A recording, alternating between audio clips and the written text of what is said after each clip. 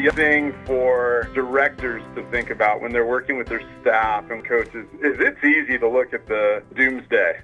I think it's our responsibility to not only lead our club, but also lead our staff and make sure that they are finding the positive things in their day, helping them focus on the things that they're grateful for, and bring that to the forefront of conversation, steering it back to, hey, we're doing this great thing for this great group of kids, or hey, I had this great experience with talking to this family on the phone, or I had this great moment with my spouse or my loved one.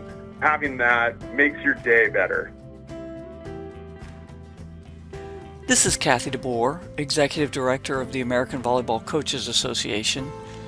I'm sharing a conversation I had with Brennan Dean on March 24, 2020. Brennan is the Director and owner at Wave Volleyball and our AVCA Club Board Rep. We talked about leadership and the nuts and bolts of how he is managing the changes forced by the COVID-19 pandemic. We as the staff at Wave have been doing daily phone calls through Google Chat and Zoom. So we have a Monday through Friday daily email that goes out to the entire club, boys, girls, beach. In that is a welcome message along with some sort of video, so some visual for the parents and the kids to watch. Now that can be a TED Talk, that can be a film breakdown, that can be a skill breakdown, that can be a national team video. That happens every Monday through Friday. On Tuesday and Thursday, we try to put a college recruiting spin on it. Either an exercise, an activity, an assignment, something to think about. Every Monday, I do a personal video where it's just me and my phone, and I'm sitting in the corner of my house, and I'm just saying, good morning, it's Monday, and here's the update of Wave. If you have any questions, call me. And here's my dog sleeping on his dog bed. I'm struggling, I'm praying, I'm trying to get us back. I'm worried about our families and our families' health. The reason behind it is I want them to see me, the leader of the club. The other thing that we have been doing is each team has been having Google Hangout meetings with their individual teams.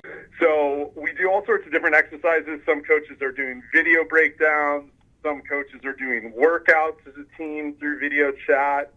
Some groups are just doing text message. Some teams are doing just FaceTime individual. But right now, I mean, these kids are being shoved into virtual online learning. So this is something that they actually might tune into.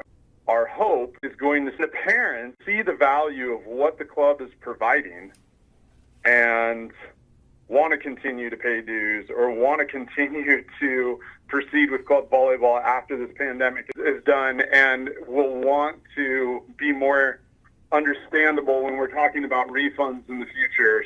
We want to make sure that people sense our presence in their daily lives. So those are the proactive measures Brennan is taking with his staff, coaches, players, and parents. But he is also a realist about the difficulties of their financial situation. So it's tough, I'm not going to lie, and it's scary. But to us, the most important thing is our staff and taking care of our coaches.